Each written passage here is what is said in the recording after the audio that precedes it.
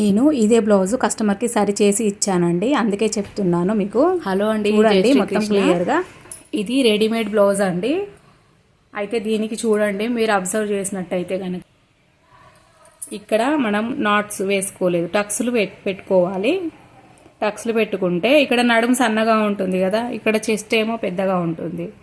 వీళ్ళు ఇట్లా మొత్తం సేమ్ ఉండేసరికి కూడా భుజాలు జారుతాయి. ఇంకా బ్లౌజ్ వేసుకోవడేటప్పుడు లూజ్ ఉన్నా కూడా మనకి భుజాలు జారుతాయి. ఇక్కడ మనకి కరెక్ట్గా ఉందా లేదా చూసుకోండి, లూజ్గా ఉండకుండా.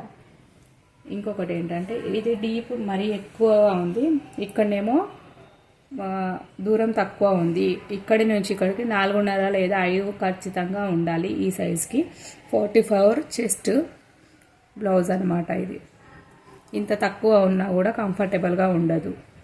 ఇంకొకటి ఇక్కడ మన షోల్డర్ ఉంది కదా, ఇక్కడ ఒక 1/2 ఇంచు మార్జిన్ పెట్టేసుకొని ఈ జాయింట్ ఏదైతే ఉందో ఇవతల వైపు చూడండి, ఇట్లా 1/2 ఇంచు మార్జిన్ పెట్టుకొని ఈ కుట్టు ఏదైతే ఉందో దాంట్లోకి కలుపుకొని ఒక కుట్టు వేసుకోండి.